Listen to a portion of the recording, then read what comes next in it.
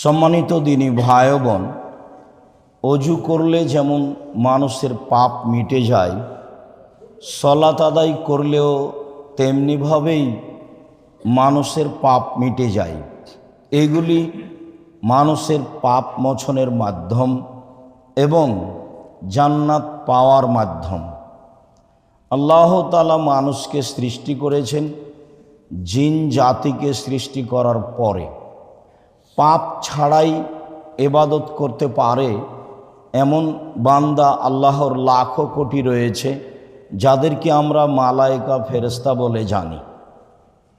তাদের পরে আল্লাহ তাআলা জিনকে সৃষ্টি করেছেন।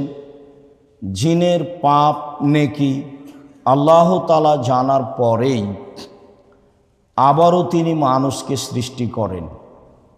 মানুষ সৃষ্টির ইতিহাস আপনাদের অবগতিতে রয়েছে। জিনদেরকে দেখেই ফেরেশতাগণ বলেছিলেন, আপনি কেন আবার মানুষকে সৃষ্টি করবেন? জিনেরা হইচই করেছে, মারামারি করেছে, এরাও তাই করবে। আর আমরা তো আপনার পবিত্রতা বর্ণনা করি, আমরা তো পাপ করাই জানি না। পাপ করার ক্ষমতা তাদের ভিতরে নেই। তো দিন রাত তো আমরা আপনার তাসবিহ পাঠ করি, তো আবার আপনি মানুষ সৃষ্টি করবেন কেন? তো আল্লাহ বললেন, আমি যা জানি তোমরা তা জানো না।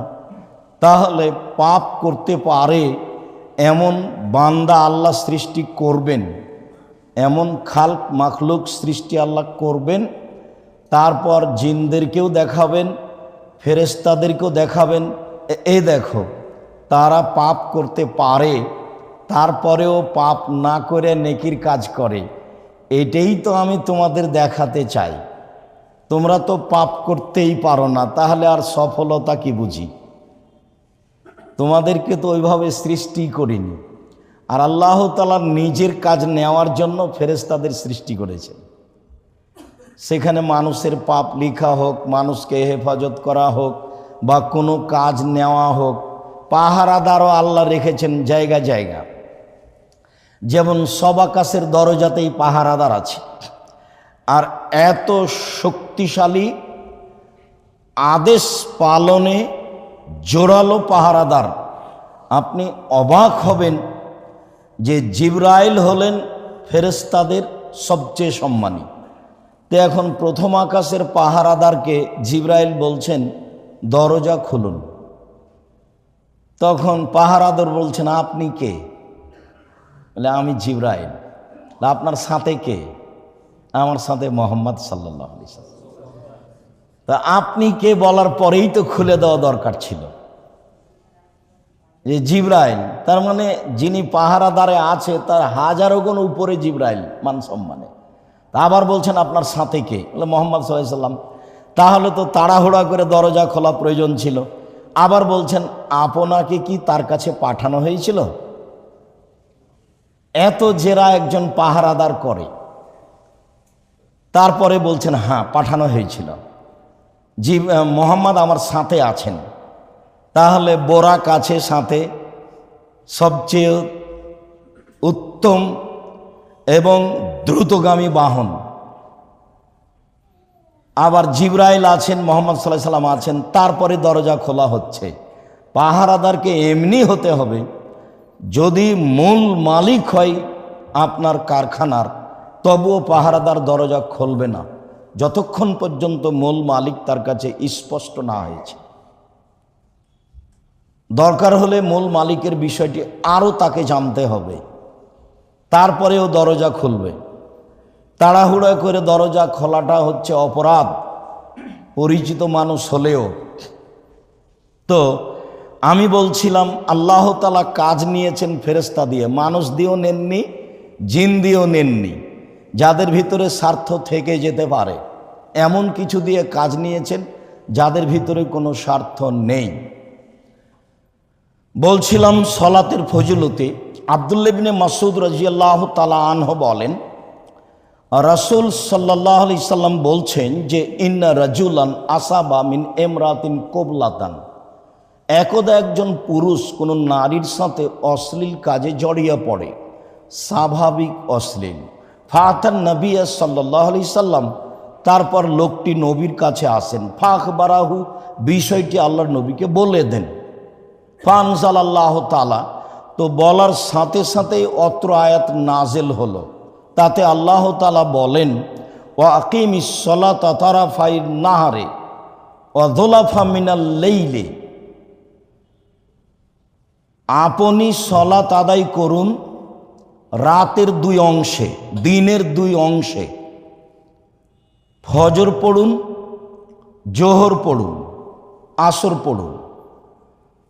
যুলাফা মিনাল লাইলি, আর মাগরিব পড়ুন আর এশা পড়ুন। আর না হয় ফজর আর এশা পড়ুন রাতে, আর বাকি সলাত আদায় পড়ুন দিনে। তো রাতে আর দিনে মিলে আপনি 5 ওয়াক্ত সলাত আদায় করুন।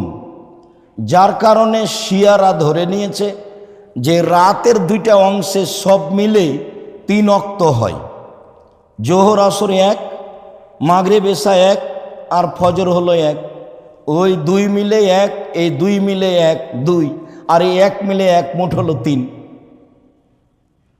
তারা কোরআন মাজিদের আয়াত পেশ করেছে, যেহেতু তারা মুহাম্মদ সাল্লাল্লাহু আলাইহি সাল্লামকে মানে না, যে আল্লাহ পাঠিয়েছিলেন জিবরাইলকে আলীর কাছে, তো জিবরাইল ভুল হয়ে গেছে, ভুল করে চলে এসেছেন মুহাম্মদ সাল্লাল্লাহু আলাইহি সাল্লামের কাছে। তো জিবরাইলের তো ভুল করারই ক্ষমতা নেই, তো ভুলটা করবে কি দিয়ে? ভুল করার ক্ষমতা নেই, পাপ করার ক্ষমতা নেই, এগুলো কোনো ক্ষমতাই নেই, এই পদার্থই তার ভিতরে নেই। যার কারণেই তো আমি বলেছিলাম, পবিত্রতার আলোচনায় বলছিলাম, মনে আছে হয়তোবা, যে আমি মুহাম্মদ সাল্লাল্লাহু আলাইহি সাল্লামের মুখখানা অপবিত্র এই কথা বলিনি। আমি বলেছি যে মুহাম্মদ সাল্লাল্লাহু আলাইহি সাল্লাম মানুষ, তাকে দাঁত পরিষ্কার করতে হবে, এ কথাই ঠিক। জিবরাইল আলাইহিস সালাম কয়বার দাঁত পরিষ্কার করেন যে আমাদের নবীকে এতবার বলেন দাঁত পরিষ্কার করতে? তো জিবরাইল একবারও করেন না। কেন? দাঁত পরিষ্কার করাই লাগবে না, তিনি তো এই পদার্থেরই নয়, তিনি তো ভিন্ন পদার্থের। অতএব মুহাম্মদ সাল্লাল্লাহু আলাইহি সাল্লাম নূরের তৈরি নন। তিনি খান, তিনি কথা বলেন, তিনি স্ত্রী মিলনে যান, তিনি সাংসারিক কাজ করেন, তিনি হাট বাজার করেন, সব কিছু করেন। পার্থক্য আমের আপনি, জিবরাইল তার কাছে আসেন। তার একটা অতিরিক্ত জিম্মেদারি আল্লাহর পক্ষ থেকে, মাধ্যম জিবরাইল। তিনি অবশ্যই মানুষ, নিশ্চিত মানুষ, অবধারিত মানুষ। তাকে দাঁত পরিষ্কার করতে হবে, এ কথাই ঠিক। তার মুখে মানবিক গন্ধ আছে, এ কথাই ঠিক। তাকে দাঁত পরিষ্কার করে স্বচ্ছ হতে হবে, এ কথাই ঠিক। যার জন্য জিবরাইল আলাইহিস সালাম বারবার বলছেন দাঁত পরিষ্কার করেন। জিবরাইল কয়বার বলেন, কয়বার দাঁত পরিষ্কার করেন যে আমাদের নবীকে বলবেন। তার মানে তাকে দাঁত পরিষ্কার করাই লাগে না, উনি দাঁত পরিষ্কার করবেন কেন?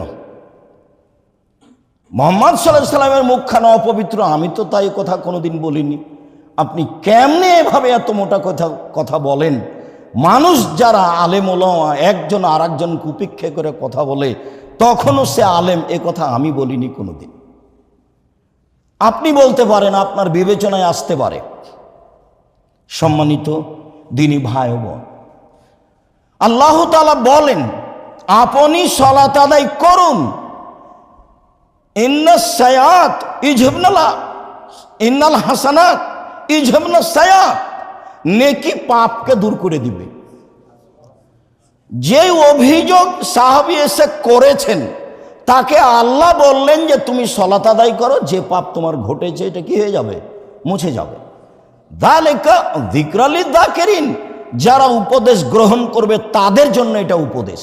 সবাই কি গ্রহণ করবে? শুনে তো সবাই, অনেকে হেসে উঠবে, অনেকে তুচ্ছ তাচ্ছিল্য করে কিছু বলবে। তখন আল্লাহ তাআলা বললেন যালিকা যিকরা লিয-যাকিরিন, এইটা হচ্ছে যারা উপদেশ গ্রহণ করবে তাদের জন্য উপদেশ।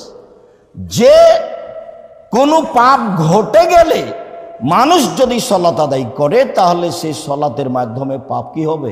মিটে যাবে। উমামা বাহিলি রাদিয়াল্লাহু তাআলা আনহু বলেন, রাসূল সাল্লাল্লাহু আলাইহি ওয়াসাল্লাম বলেছেন, সাল্লু খামসাকুম, পৃথিবীর মানুষ 5 ওয়াক্ত সালাত আদায় করো। অসুমু শাহরাকুম, তোমরা রমজান মাসের সিয়াম পালন করো।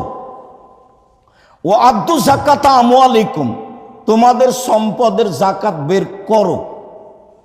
কিছু হাদিসে এসেছে এমন একটা সময় আসবে মানুষ যাকাত বের করাকে মনে করবে জরিমানা দিলাম, মনে করবে যে এত টাকা নিজে ইনকাম করি, আবার এই টাকার ভিতরে শতকরা 2.5 টাকা দিলে তো কয়েক লক্ষ টাকা, কয়েক কোটি টাকা হয়, এত টাকা যাকাত দিব, মনে হচ্ছে যে জরিমানাই দিলাম, কোনো অপরাধ করেছি তারই জরিমানা দিলাম। আল্লাহর আদেশ, কি রহস্য? অসহায় মানুষকে খাওয়াবেন তারই রহস্য। ভারত, বাংলাদেশ, পাকিস্তানে সরকারিভাবে কওমি মাদ্রাসা চলে না।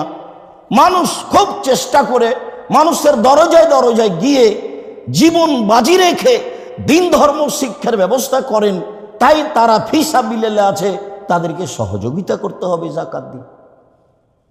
তাহলে তারা মানুষকে দিন ধর্ম শিখানোর একটা সুযোগ পাবে।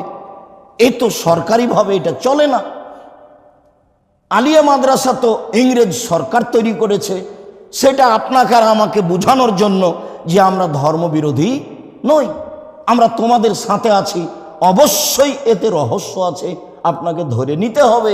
একমাত্র আল্লাহকে সন্তুষ্ট করার জন্য পৃথিবীতে ভারত, বাংলাদেশ, পাকিস্তানে দিনকে টিকিয়ে রাখার যদি কেউ মাধ্যম মনে করে, তাহলে বেসরকারি কওমি মাদ্রাসা, যাকে মানুষ খারেজি মাদ্রাসা বলে জেনে থাকে। আর সে কোনোদিনই সরকারিভাবে আপোষ করলে ভালোভাবে টিকতে পারবে না। তাকে সরকারি নিয়ম কানুন মানতে হবে। সরকার কি হবে না হবে সেটা ভিন্ন।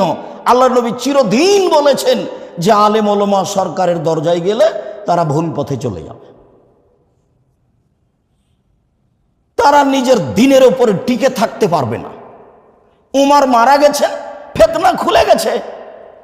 উমার জিজ্ঞাসা করলেন, হুযায়ফা বলো তো ফিতনার কথা, ফিতনা জেনা চুরি ডাকাতি, আরে না না এগুলো বলছো কেন, এর চেয়ে বড় বড় ফিতনার কথা বলো।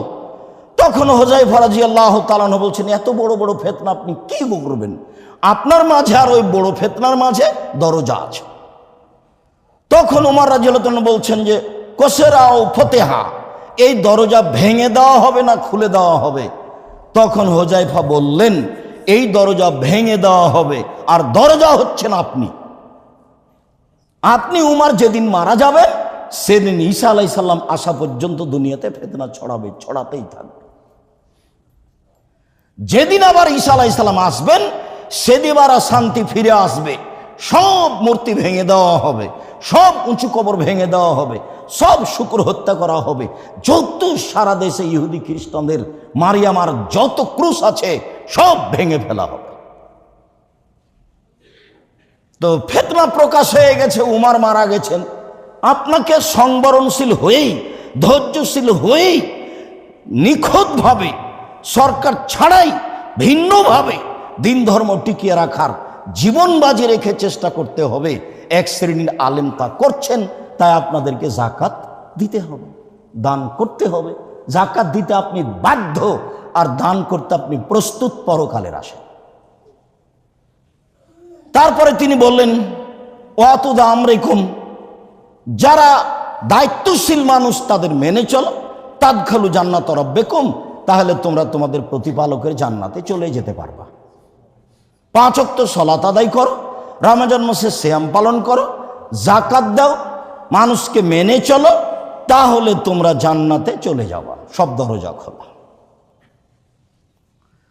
আমর ইবনে শুআয়বা নবিহান জাদ্দিহি, আমর ইবনে শুআয়ব তার পিতার মধ্যস্থতায় তার দাদা থেকে বলেন, তার দাদা বলেন আল্লাহর নবী বলেছেন, পৃথিবীর মানুষ মৌরু আওলাদাকুম বিসসালাত ওয়া হুম আবনাউ সাবঈ সিনিনা, তোমরা তোমাদের ছেলে মেয়েকে 7 বছর বয়সে সালাত আদায় করতে বলো। আদেশ, আল্লাহ নবী আদেশ করছেন আপনাকে। বহুদিন বলছি যে 3টে মেয়ে লালন পালন করলে আপনাকে আপনার মেয়েরা জান্নাতে নিয়ে যাবেই যে কোনো মূল্যে। তোরা তো বেঁকে যাবে বিচারের মাঠে, আপনার মাঝে আর জাহান্নামের মাঝে ওরা অন্তরাল হবে। 3টে মেয়ে লালন পালন করলে তো মানুষ তো আর বুঝতে চায় না, একটা মেয়ে জন্ম নিলে মুখ ভারী হয়, মন ভারী হয়, আর একটা মেয়ে জন্ম নিলে আরও ভারী হয়, তিনটা মেয়ে জন্ম নিলে খালা ফুফু নানি দাদি বলে বউ তালাক দিয়ে দেবে, এটা হবে না এতে। তো মানুষের তো এটা স্বভাব গতি।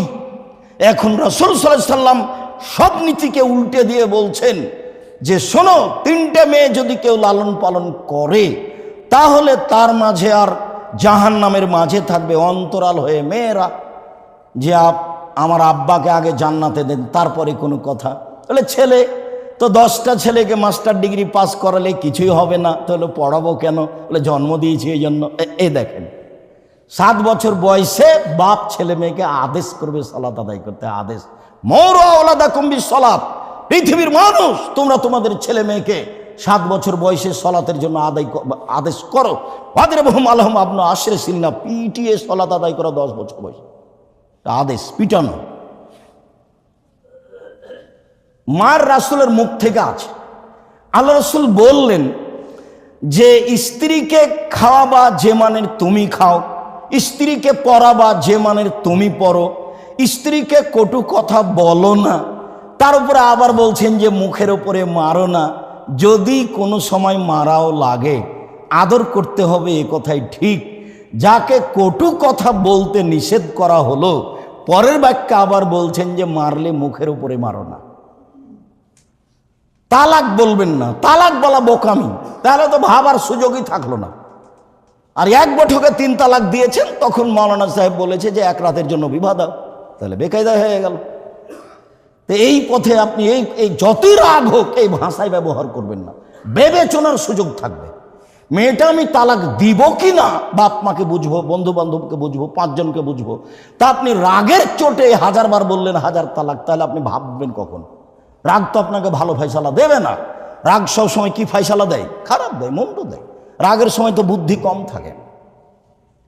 রাগ করে আপনি তালাকের কথা বলবেন কেন? যদি মারাই লাগে তো আল্লাহর নবী এত বড় ভদ্র, পৃথিবীতে সবচেয়ে ভদ্র মানুষ আর সবচেয়ে দামি মানুষ, জান্নাতের গেটে লেখা আছে যে সর্বপ্রথমে যিনি জান্নাতে প্রবেশ করবেন তিনি হচ্ছেন মুহাম্মদ সাল্লাল্লাহু আলাইহি ওয়াসাল্লাম। এত বড় দামি মানুষ বলছেন মারা লাগলে মুখের উপরে মারো না। আবার বলছেন যে লাঠিটা দরজায় ঝুলিয়ে রাখিও। স্ত্রী ছেলে মেয়ে দেখে ভাববে যে ভ্যানিটি ব্যাগ হাতে করে বাজারে যাইতে চাইলে এইটা। আমি তো এগুলো কথা বলিনি, এগুলো তো মুহাম্মদ সাল্লাল্লাহু আলাইহি ওয়াসাল্লাম বলছেন। আমি অনুবাদক, আপনাকে নিজে ভাবতে হবে যে ইসলামের একটা নীতি আছে, ইসলামের একটা বিধান আছে। ইসলাম এর নীতি কারো ধর্মের সাথে মিল খাবে না। আবার তিনি বলছেন লা তারফা আসাকা আদাবান মিন আহলিক, ছেলে মেয়ে স্ত্রী পরিবার উপর থেকে লাঠিটা সরিয়ে রাখিও না, লাঠিটা নগদ রাখিও। এগুলো তো রাসূলের মুখের ভাষা। 5টা হাদিস আছে একই ধরনের। তারপরে শেষে গিয়ে আবার বলছেন ওলা তাহজুরহা ইল্লা ফিল বাইতে, তুমি তোমার স্ত্রীকে তোমার বাড়ি ছাড়া কোথাও যেতে দিও না, কোথাও থাকতে দিও না। নানির বাড়ি, ফুফুর বাড়ি, খালার বাড়ি জরুরি প্রয়োজন ছাড়া বাড়ি থেকে বের হতে পারে না। বের হতে পারে, আল্লাহ তো বলছেন যে তোমার স্ত্রী যদি বের হয় তাহলে এভাবে এভাবে বের হবে। ও তো বেগম রোকেয়া বলেছে বের হতে পারবে না, মুসলমান বলেছে, ইসলাম ধর্মে বলেছে, এটা আবার ধর্ম নাকি? তাই বই লিখেছে অবরোধবাসিনী। তা এখন বাইরে বের হলে বই পাবেন, কেন হবো অবরোধবাসিনী? অবাক কথা। আমরা তো অবরোধবাসিনী নই। আমরা তো ডাক্তারের কাছে যেতে পারি, আমরা তো শ্বশুর বাড়ি যেতে পারি, আমরা তো বাপের বাড়ি যেতে পারি, আমরা তো প্রয়োজনে মাঠে ঘাটে যেতে পারি। তা আমরা অবরোধবাসিনী হলাম কি করে? তাহলে বেগম রোকেয়া ভুল বলেছে। ও তো অপমান করার জন্য। ওই তো সেদিন আপনার বাড়ি যে স্টেশনে, সেই ট্রেন স্টেশনের ঘটনা আমি কতবার নকল করলাম যে আপনাদের এলাকার 5 জন 7 জন 10 জন পরহেজগার মহিলা ওরা হজ সফরে যাবে, তো ট্রেনে যাবে ঢাকা।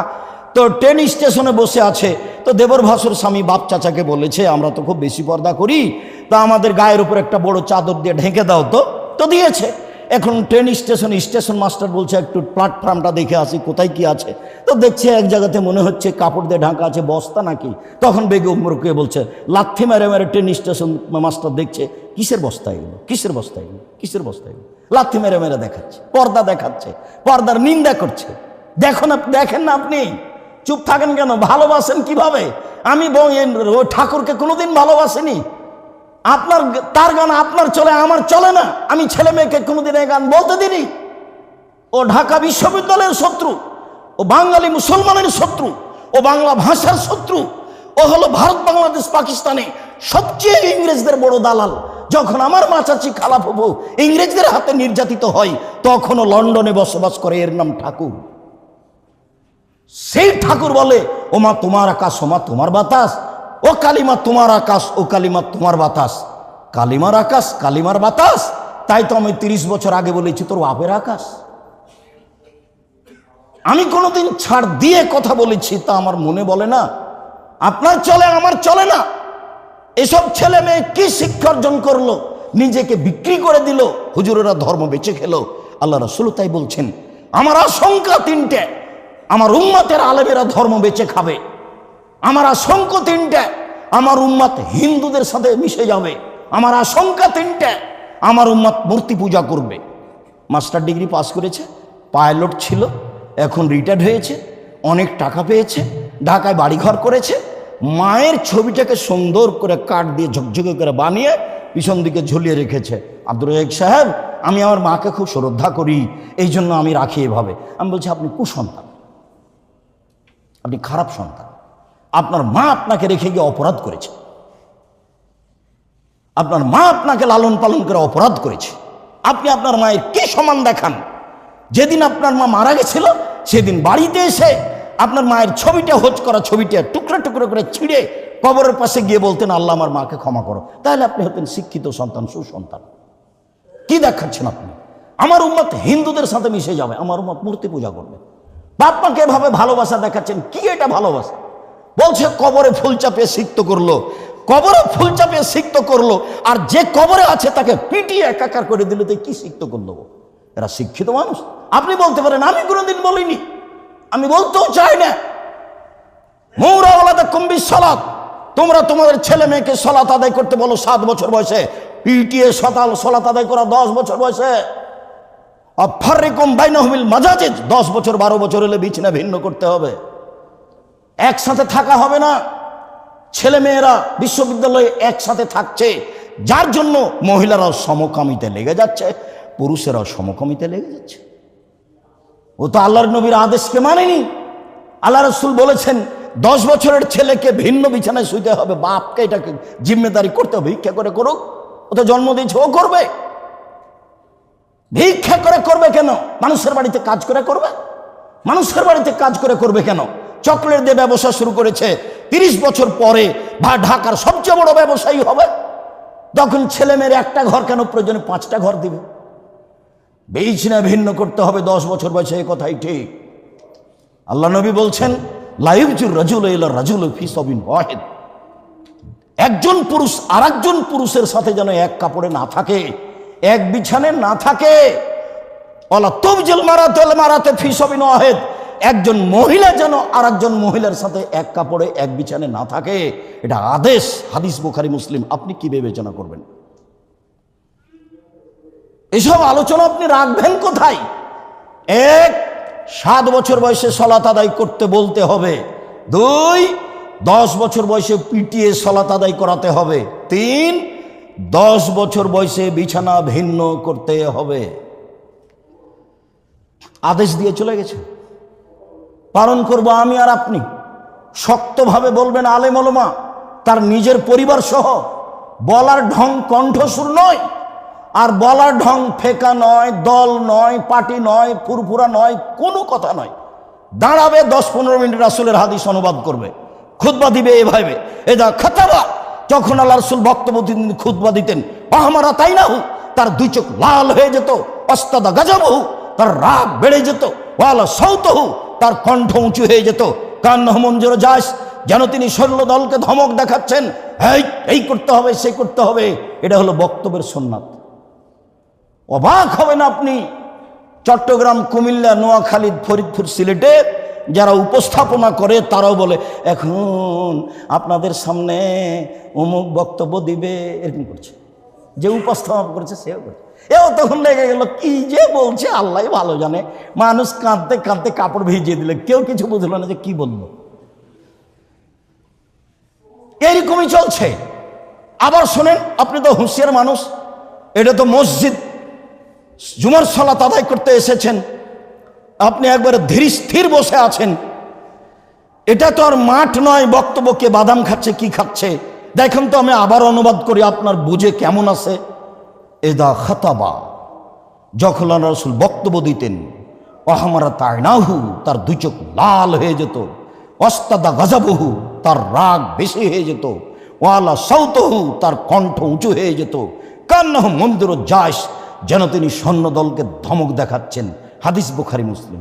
এটা হলো বক্তব্যের সুন্নাত। দেখেন তাহলে কণ্ঠস্বরে বক্তব্য চলবে কিনা। সবাই যে দিচ্ছে, সারা দুনিয়ার মানুষ দিলে আপনি কি করবেন? সারা দুনিয়ার মানুষ যদি করোনাতে 3 ফুট পরে পরে দাঁড়ায়, আপনিও দাঁড়াবেন? সারা দুনিয়ার মানুষ যদি বলে 5 জনের বেশি জুমা মসজিদে আসবে না, তাহলে আপনি মেনে নেবেন এটা? আপনি করতে না পারলে একাই বাড়িতে পড়েন, কিন্তু মানবেন না কোনো সময় এটা। তাহলে আপনি আপনার ঈমানের উপরে আছেন। আল্লাহ রাসূল বলেছেন, ঈমান বাঁচাতে 1 পারলে ঠেকাও জোর করে, 2 না পারলে মুখে বলো, 3 না পারলে ঘৃণা করে এড়িয়ে চলো। এই তো আপনার একটা পথ আছে বাঁচার। আপনি ওখানে সমর্থন দিলেন কেন? কেন আপনি দিবেন? সম্মানিত দিনী ভাই বোন, আবু যর গেফারি রাদিয়াল্লাহু তাআলা আনহু বলেন, রাসূল সাল্লাল্লাহু আলাইহি সাল্লাম একদা খারাজা জামানা শীতায়, শীতের দিনে বাড়ি থেকে বের হয়েছে। এতাহাফাতুল ওয়ারাক, তো দেখছেন বাহিরে গাছের পাতা ঝরঝর করে ঝরছে। শীতের দিনে গাছের পাতা ঝরে সাধারণত। ফা খাজা বেগোসনাইনে, তিনি নিজে একটা গাছের 2টা ডাল ধরলেন। ডাল ধরতেই ফাদালিকাল ওয়ারাক ইয়াতাহাফাতু, দেখছেন ধরতেই গাছের ডালগুলি টপ টপ টপ টপ করে একটার পর একটা ঝরে পড়তে লাগলো। তখন আল্লাহ রাসূল বলছেন, আবু যর। তো আবু যর বলছেন, লাব্বাইক ইয়া রাসূলুল্লাহ, বলেন আমি প্রস্তুত, কি বলছেন? তখন বলছেন, আবু যর মনে রেখো, ইন্নাল আবদাল মুসলিম ইসল্লি সলাতান ইরিদু বিহা ওয়াজহাল্লাহে, একমাত্র আল্লাহকে সন্তুষ্ট করার জন্য কেউ যখন সলাত আদায় করে, তাহা ফাতানো জুনুবহু কামা ইয়াতাহাফাতুল ওয়ারাকু মিন হাযিহি সাজারাতে, তার পাপগুলি এইভাবে ঝরতে থাকে, এই গাছের পাতা যেভাবে ঝরছে। সলাতে মানুষের পাপ ঝরে যায়। এইটা রাসূল সাল্লাল্লাহু আলাইহি সাল্লাম বললেন আবু যর গেফারিকে। আব্দুল্লাহ ইবনে শাকিক রাদিয়াল্লাহু তাআলা আনহু বলেন, রাসূল সাল্লাল্লাহু আলাইহি সাল্লাম বলেছেন, লা ইয়ারাউনা আসহাবু রাসূলিল্লাহি সাল্লাল্লাহু আলাইহি ওয়াসাল্লাম তারকু কুফরুন গায়রাস সালাহ, যত দুনিয়াতে ইবাদত আছে, যে কোনো ইবাদত আদেশ ছেড়ে দিলে সাহাবীগণ তাকে কাফের মনে করতেন না, তবে সালাত ব্যতীত। সালাত ছেড়ে দিলে সাহাবীগণ তাকে কাফের মনে করতেন। সালাত ছেড়ে দিলে সাহাবীগণ তাকে কাফের মনে করতেন।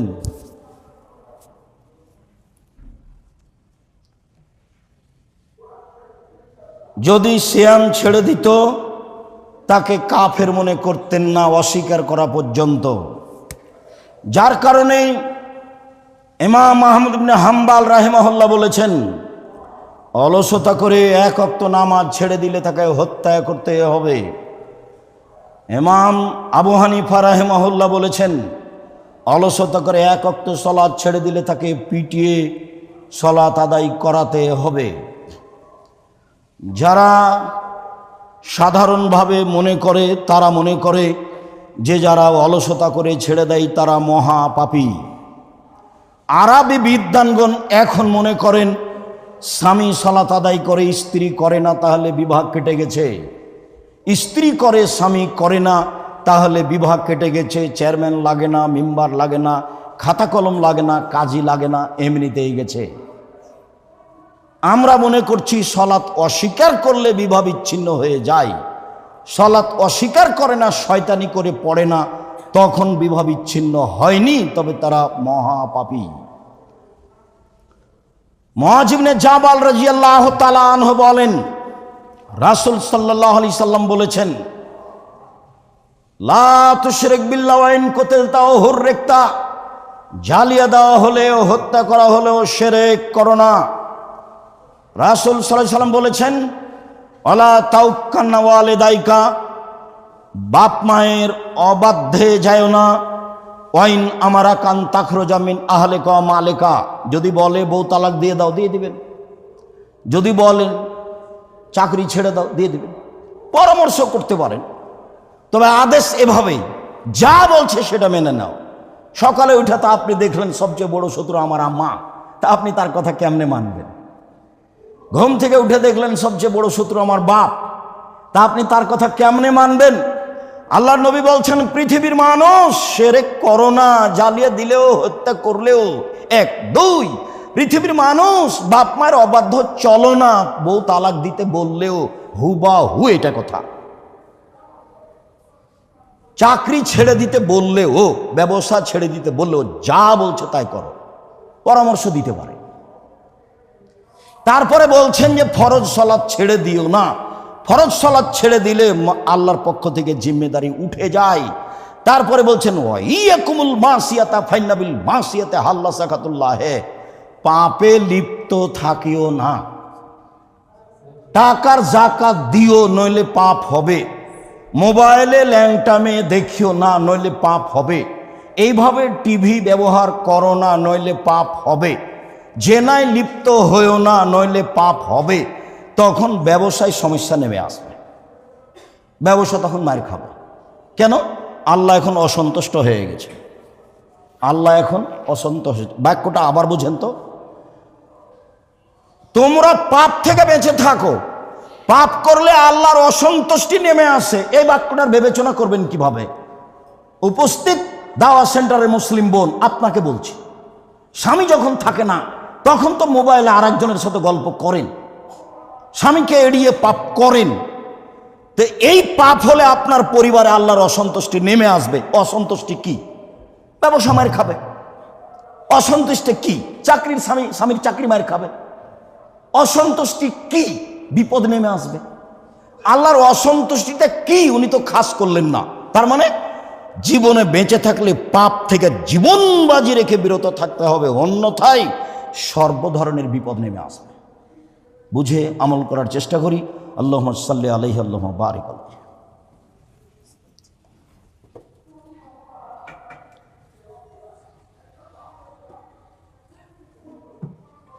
আলহামদুলিল্লাহি ওয়াহদা ওয়াসসালাতু ওয়াসসালামু আলা মান লা নাবিয়্যা বাদা। আবু মুসা আশআরী রাদিয়াল্লাহু তাআলা আনহু বলেন, আল্লাহর নবী বলেছেন, মান সাল্লাল বারদাইনে দাখালাল জান্নাহ, কেউ যদি আসরের সালাত এবং মাগরিবের সালাত ঠিক ঠিক আদায় করে তাহলে সে জান্নাতে চলে গেছে। আবু হুরায়রা রাদিয়াল্লাহু তাআলা আনহু বলেন, রাসূল সাল্লাল্লাহু আলাইহি সাল্লাম বলেছেন, লাইয়ালে জান্নারা আহাদুন, সে ব্যক্তি জাহান্নামে যাবে না, মান সাল্লা কাবলা তুলুই শামসে ও কাবলা গুরুবেহা, যে সূর্য ডুবার আগে আসরের সালাত নির্ধারিত সময়ে পড়ল, যে সূর্য ওঠার আগে ফজরের সালাত নির্ধারিত সময়ে পড়ল, সে জাহান্নামে কখনো যাবে না। কখনো শব্দটা আল্লাহ রাসূল নিজে বলছে, সে কখনো জাহান্নামে যাবে না। তার মানে আসরের সালাত, ফজরের সালাত, দুইটা সালাতকে ভিন্নভাবে গুরুত্ব দিতে হবে। যার কারণেই এক শ্রেণীর মানুষ বলছে যে এই দুটাকেই মারব, একটা পড়ব সূর্য ডোবার আগে আর একটা পড়ব সূর্য ওঠার আগে। ঠ্যাঙ্কান দেখি আপনি, আপনার এই হিসাবে আমি কি করব? আপনি বাড়িতে পড়েন, আল্লাহ রাসূল তো আদেশ দিয়েছেন। সময়ের এক পর্যায়ে আপনাকে বলবো ইনশাআল্লাহ। এই দুটার কথাই বললেন। এখন যে দুটো হাদিস বললাম, কখনো জাহান্নামে যাবে না। তো সালাত হলো আসর আর সালাত হলো ফজর, এ দুটাই সালাত, তো কখনো জাহান্নামে যাবে না। আবু হুরায়রা রাদিয়াল্লাহু তাআলা আনহু বলেন, রাসূল সাল্লাল্লাহু আলাইহি ওয়াসাল্লাম বলেছেন, লা ইয়ালামুন নাস মা ফিন নিদাই ওয়াস সাফিল আউয়ালে, মানুষ যদি জানতো প্রথম কাতারে কি নেকি আছে, মানুষ যদি জানতো আজান দিলে কি নেকি পাওয়া যায়, লাম ইয়াজিদিল্লাহ ইস্তাহিমু আলাইহি ফাস্তাহামু, তাহলে লটারি ছাড়া কোনো পথ থাকতো না। সবাই বলতো আমি প্রথম কাতারে, সবাই বলতো আমি আজান দিব, তো সবাই তো আর আজান দিতে পারবে না, সবাইকে তো আর প্রথম কাতারে ধরবে না, তখন পথ কি বাছাই করতো? লটারি। আব্দুর রাজ্জাক সাহেব, আপনি না বলেছেন লটারি হারাম? হ্যাঁ, লটারি হারাম। ওটা হলো ওটা হলো জুয়া। হাজারো মানুষের টাকা নিয়ে একজনকে দেয় আর বাকি টাকা মেরে খায়, ওটা ওটা হারাম, ওটা জুয়া। আর এই লটারিতে কারো টাকা মায়ের খায় না, ওটা লটারি করে প্রথমজন বাছাই করা হয়। আগে যেমন বিলে মাছ মারতেন, তখন সবাকে যদি নিজে নিজে নিতে বলেন, তাহলে যে ভাগটাতে বড় মাছ আছে সেটা নিবেও। তো বলছেন এই লটারি করো, লটারি করো, যার নামে যেটা আসবে সেটা সবাই পাবে, ওটা জায়েজ, ওই লটারি জায়েজ, বুখারী মুসলিমের হাদিস। আল্লাহ রাসূল বললেন যে লটারি ছাড়া কোনো পথ পেত না মানুষ। যেহেতু মানুষ জানে না, কাজে মানুষ পিছে আসে, আগেই চলে যাওয়ার উঠে যাওয়ার চেষ্টা করে, বলে যে এই যখন সলাৎ শুরু হবে তখন যাব, সলাৎ শুরু হবে যখন, আমার রুকুতে ধরে, দৌড়ে দৌড়ে এসে ছেলের রুকু ধরে। তিনি বলছেন ওয়ালা ইয়ালামু মা ফিত তাহজিরে, জোহরের সলাতে কিনে কি আছে এটা জানলে লাস্তাবাকু ইলাইহি, দৌড়িয়ে এসে জামাত ধরতো। ওয়ালাউ ইয়ালামুনা মা ফিল ফাজর ওয়ালাইসা ইলা আতাহুমা ওয়ালাউ কানা হাবওয়ান, আর ফজরের সলাতে আর এশার সলাতে কিনে কি আছে এটা জানতে পারলে হামাগুড়ি দিয়ে আসতো। ভালোভাবে হেঁটে না আসতে পারলে কি করে আসতো? হামাগুড়ি দিয়ে আসতো। বুখারী মুসলিম। তা আমি আর আপনি তো বুঝতে পারি না, শুনি বা শুনিও না। এইবার আল্লাহ রাসূল বলছেন যে ইন্না আফকালা লাইসা সলাতুন আসকালা আলাল মুনাফিকিনা মিনাল ফাজরে ওয়াল ইশায়ে, সবচেয়ে ভারী সলাত মুনাফিকের উপরে এশা আর ফজর। এবার আপনি মার খেয়ে গেলেন মনে হচ্ছে। আব্দুর রাজ্জাক সাহেব, আসলে 5 ওয়াক্ত সলাত আদায় করি, কিন্তু ফজরেরটা পারি না ভাই। আমার ঘাটতি নেই, আমি ভালোবাসি, আমি 5 ওয়াক্ত সলাত আদায় করার চেষ্টা করি, কিন্তু ফজরেরটা পারি না। আর এশারটা অনেক সময় গল্পে, ব্যবসা বাণিজ্যের কথাতে পার হয়ে যায়, পরে তখন একাই ছ্যাঁচড়া মেঁচড়া করে পড়ি। এইভাবে হবে না, মানে আপনার ভালোবাসা সলাতের উপরে আরও হতে হবে। আজান হয়ে গেছে, কোনো কথা না, এই কথা বন্ধ, যত বড় জরুরি বৈঠক হোক না কেন বন্ধ, পরে হবে বৈঠক। ভারী সলাত মুনাফেকের উপরে, তাহলে এখন থেকে বুঝতে হবে ঘটনা কি, আসলে আমি মুনাফেক নাকি? ভাইজান, আমার কিছু করার নাই। এভাবেই মুহাম্মদ সাল্লাল্লাহু আলাইহি ওয়াসাল্লাম বলছে যে মুনাফেকের ওপরে সবচেয়ে ভারী সলাত হলো এশার সলাত আর ফজরের সলাত। আর আমি তো আপনাকে অনুরোধ করে বলেছি, আপনার বাড়িতে কার পূজারি থাকবে? কি কার পূজারি থাকবে? 10টার পরে কেউ জেগে থাকতে পাবে না পড়া ব্যতীত। 10টার পরে কেউ জেগে থাকতে পাবে না পড়া ব্যতীত। ফজরের সলাত কেন আপনি অতক্ষণ পর্যন্ত ঘুমাতেই পারবেন না? আপনি ব্যস্ত হয়ে যাবেন। এত মানুষ ঘুমায় নাকি? 10টায় শুয়েছি, 5:30টায় আজান হয়েছে, 5:45 আর আমাদের মসজিদে 6টায় আজান হয়েছে, তাহলে ওদিকে থাকলো 2 ঘন্টা আর এদিকে থাকলো 6 ঘন্টা, 8 ঘন্টা মানুষ ঘুমাতে পারবে না। তা আপনি রাসূলের পদ্ধতিতে না থাকার কারণে ঝামেলা বেড়েছে। রাত 2টায় উঠলে তো ঘুমালে তো এটা হবে না। তাহলে আপনি আর ফজরের সালাতকে ভারী মনে করবেন না। উসমান রাদিয়াল্লাহু তাআলা আনহু বলেন, রাসূল সাল্লাল্লাহু আলাইহি ওয়াসাল্লাম বলেছেন, মান সাল্লাল ইশা ফি জামাতিন ফাকান্নামা কামা নিসফাল লাইলে, কেউ যদি এশার সালাত জামাতে পড়ে তাহলে অর্ধ রাত সালাত আদায় করলো। ওমান সাল্লাল ইশা ফাকান্নামা সাল্লা কুল্লা লাইলিন, কেউ যদি ফজরের সালাত আবার জামাতে পড়ে তাহলে সে সারা রাত ইবাদত করলো। হাদিস তো বুখারী মুসলিম। আমার আর আপনার বিবেচনা কি? জামাতে পড়েন এশা, অর্ধরাত ইবাদত, ঘুমিয়ে যান, ইবাদত হচ্ছে। জামাতে পড়েন ফজর, এবার আপনি সলাতে দাঁড়িয়েছেন এশার সলাতের পরে আর আজান পর্যন্ত সলাতে আছেন। এইভাবেই তো আল্লাহ নবী বললেন। তাহাজ্জুদ থাক, তাহাজ্জুদ তো ভিন্ন জিনিস, ওটা হলো মান বাড়িয়ে দেওয়া যাওয়ার জন্য ভিন্ন, ওটা মান বেড়ে যায়, তাতে ওতে নবীর সাথে থাকার সুযোগ হয়। ওটা খুব দামি পরহেজগার মানুষের কাজ। আপনিও চেষ্টা করেন, মানুষই করেছে, মানুষই করবে, মানুষই করছে। তো সারা রাত ইবাদত করার 2টা পদ্ধতি, একটাই পদ্ধতি এশার সালাত জামাতে আর ফজরের সালাত জামাতে, বাস চেষ্টা করতে হবে আপনাকে।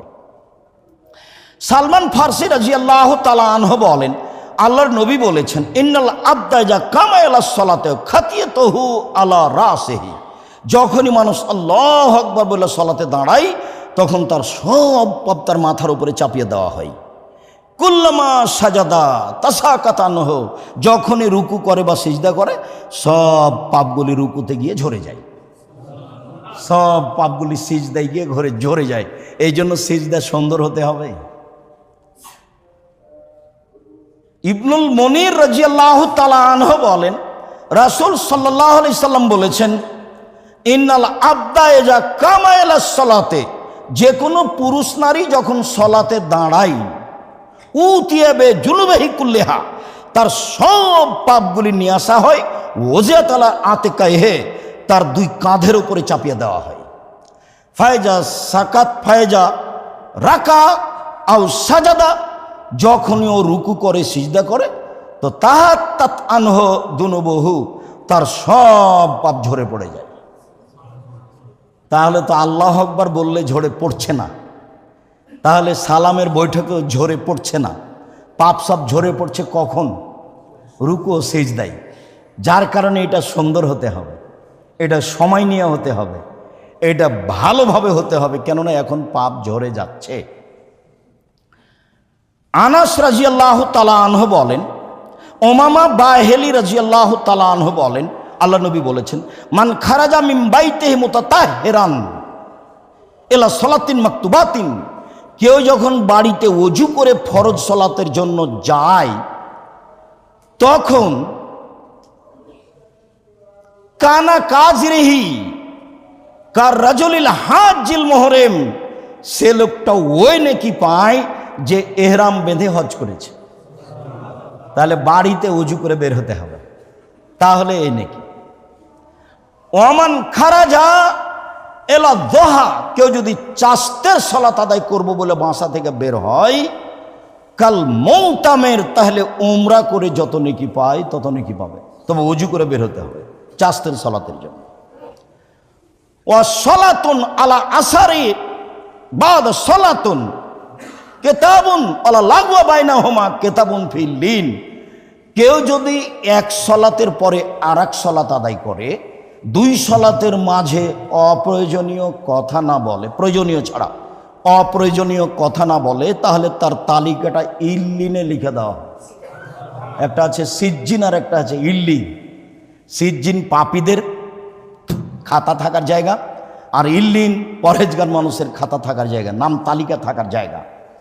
তো আপনি যদি এক সালাতের পরে আরেক সালাত আদায় করেন, আর মধ্যে যদি অপ্রয়োজনীয় কথায় জড়িয়ে না পড়েন, তাহলে আপনার নামটা ইল্লিনে লিখা হবে। এই কথা মুহাম্মদ সাল্লাল্লাহু আলাইহি সাল্লাম বলেন।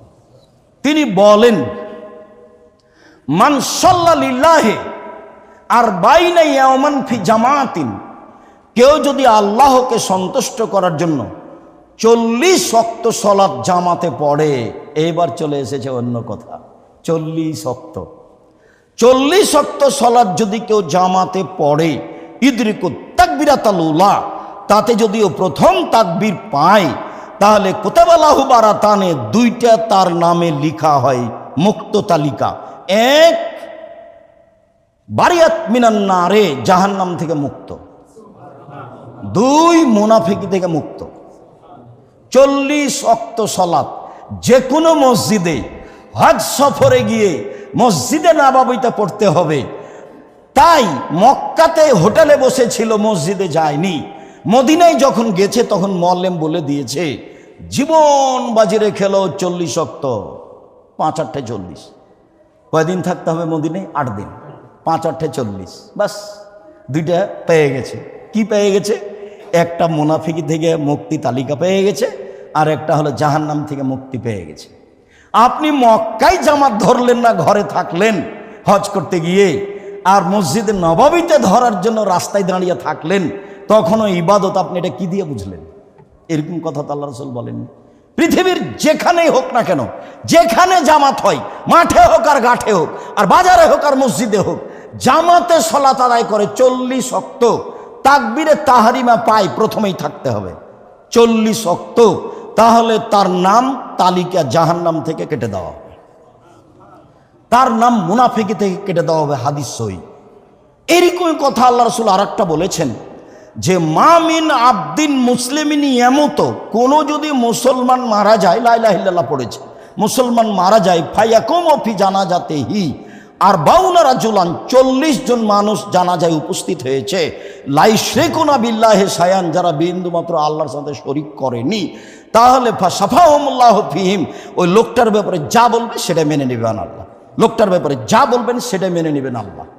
তো এটা তো বাংলাদেশ বিপদ সীমার উপর দেশ, শিরক আছে, তো শিরক করেইতে গেছি জানা যায়, সবই তো শিরক, সারাদিন রাত তো আছে। নইলে ছেলে মেয়ে আছে তো সোনার বাংলা তো বলছেই, ওরা তো আপনাকে মুশরিক বানানোর সবচেয়ে বড় পথ এদেশের মাটিতে। ছাত্র শিক্ষক, ছাত্রী শিক্ষিকা, মানুষজন, দেশবাসী, সবাইকে আরো যত পথ আছে। শিরক করলো না, 40 জন মানুষ জানাজায় উপস্থিত হলো, সে লোকটা জান্নাত পাবেই।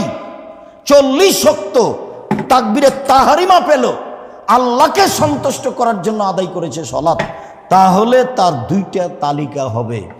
1, জাহান্নাম থেকে মুক্তি, এটা লিখে দেওয়া হয়েছে। 2, মুনাফিকি থেকে মুক্তি, এটা লিখে দেওয়া হয়েছে। সম্মানিত দিনী ভাই বোন, আগামী জুমা থেকে সালাতের নিয়মাবলীর উপরে কথা হবে ইনশাআল্লাহ।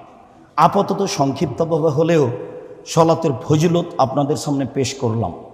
অজুর ফজিলত এক সময় বলছিলাম, আজকে সালাতের ফজিলতের উপর বলছিলাম। পরের কথাটি হচ্ছে এই যে আপনাদেরকে আমি অন্তর থেকে ভালোবেসেই বলি, আমি প্রতি জুমায় আসবো, এ কথাই ঠিক ইনশাল্লাহ, কোনো দুর্ঘটনা, কোনো সমস্যা না থাকলে। আমি এ কারণে চাই, জাতির সামনে লাখো জনগণ যাদের সামনে, তারা সঠিক কথা বলছে আমার বিবেচনাতে বলে না, আমরা জনগণকে সামনে পেলাম না। আমি মিডিয়াকে এই জন্য এখন স্থান দিই, আগে দিতাম না, কেননা আমরা সব জায়গায় যেতে পারি না, মানুষ আমাদের সহ্য করে না। তাই মিডিয়ার মাধ্যমে যদি যায় বিভিন্ন জায়গায়, তাহলে একটা হক পথ তারা কিছু না কিছু পাবে, যা আমরা ফল বুঝতে পারি। এই মর্মে আমি আপনাদেরকে অনুরোধ করি, জুমার দিন অন্তত ভাই বোন, খালা ফুফু, আত্মীয় স্বজন, বন্ধু বান্ধব সম্ভবপর চেষ্টা করবেন একটু ডেকে নিয়ে আসা। আমি আপনার এবং তার কিছু না কিছু উপকার করবো ইনশাআল্লাহ। যেমন আজকে খুতবার শেষে বললাম যে এই যে 40-এর প্রতারণা দেওয়া হয়েছে হাজিদের, তাহলে এটা হাজিদের জন্য খাস?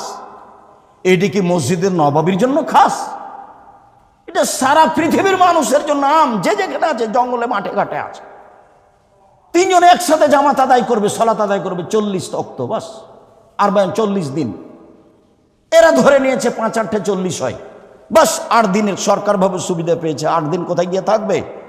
মসজিদে নবাবিতে থাকবে। ধর্ম তো এমন নয়, ধর্ম তো প্রতারণা নয়। কিভাবে এটা হতে পারে?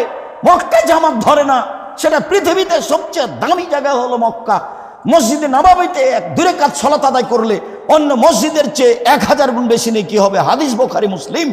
আর কাবা ঘরে 1 ওয়াক্ত সালাত আদায় করলে অন্য পৃথিবীর মসজিদের চেয়ে 1,00,000 গুণ বেশি হবে, এই হাদিস জয়ীফ। হাজারো লাখ গুণ বেশি হবে, এগুলো সব সহি। বেহিসাব নেকি হবে কাবা ঘরে সালাত আদায় করলে। এগুলো হলো সব সহি। যাতে 1 লক্ষ খাস করা আছে সেটা ঠিক নয়, মনে হয় আমি বুঝাতে পারি না কথা। যাতে বেহিসাব বলা হয়েছে লক্ষ লক্ষ, সেগুলো হাদিস ঠিক, একাধিক হাদিস। যার কারণে কাবা ঘরে কোনো নিষিদ্ধ সময় নেই, 24 ঘন্টা সালাত চলবে, 24 ঘন্টা তওয়াফ চলবে। এর নাম কাবা ঘর। এইখানে হোটেলে শুয়ে থাকলো আর ওই মসজিদে নববীতে গিয়ে রাস্তায় দাঁড়িয়ে আছে জামাত ধরার জন্য। এটা তো শরীয়ত নয়। আমি আপনার দিনী ভাই বোন আসলে, বন্ধু বান্ধব আসলে, আমি তার চূড়ান্ত সঠিকটা দেওয়ার চেষ্টা করবো ইনশাআল্লাহ। আর যেহেতু আমরা কি অবস্থায় এই সেন্টারে অবস্থান করি আপনারা ভালোভাবেই জানেন, কাজেই যারা এখানে কর্মচারী, যারা এখানে শিক্ষক, যারা এখানে অভিভাবক, যারা এসেছি, কেউ সামনে দিয়ে যখন কোটাটা যাবে তখন যেন খালি হাতে না যায়, এটা আমার জোরালো অনুরোধ। আল্লাহ রাসূল একটু খাদ্যের অভাব দেখলে সালাতের পরে থামিয়ে সবাইকেই সহযোগিতা করতে পারতেন, তা করতে বলতেন। তো এমনও এসেছে যে কোনো সাহাবী একটাই খেজুর নিয়ে এসেছে। তা আপনি এতে কি বুঝলেন? মানে ও শরম করেননি, নবীর কথাটাকে বাস্তবায়ন করার চেষ্টা করেছে। একটা রুটির 4 ভাগে 1 ভাগ রুটি ছিল, ওই 1 ভাগে নিয়ে চলে এসেছে বাড়ি থেকে দেখে। তার মানে সবাই যখন অংশগ্রহণ করব তখন এটা ভালো হবে ইনশাআল্লাহ।